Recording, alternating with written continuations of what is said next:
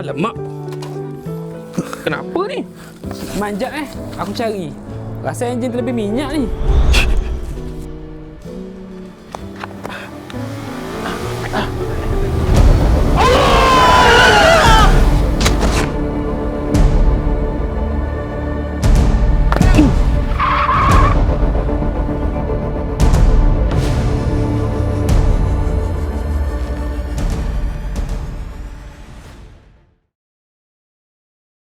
Man, kau okey tak, Man?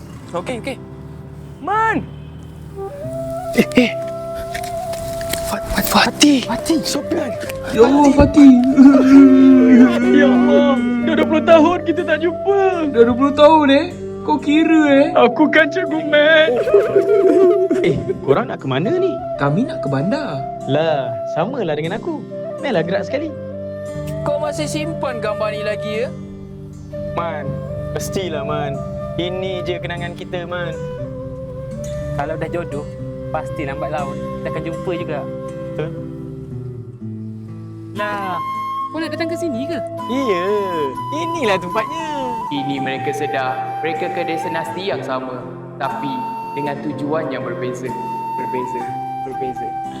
Man, sempat kau. Jom masuk dalam. Aku memang selalu bayar zakat kat sini. Oh iya ke? Dalam ni, ada seorang yang korang kenal. Siapa?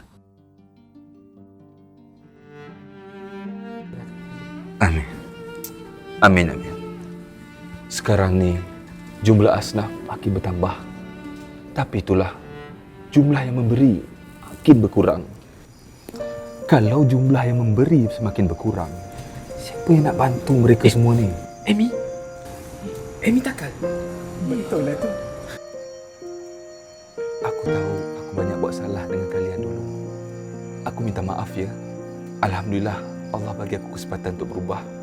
Kini aku dah berubah.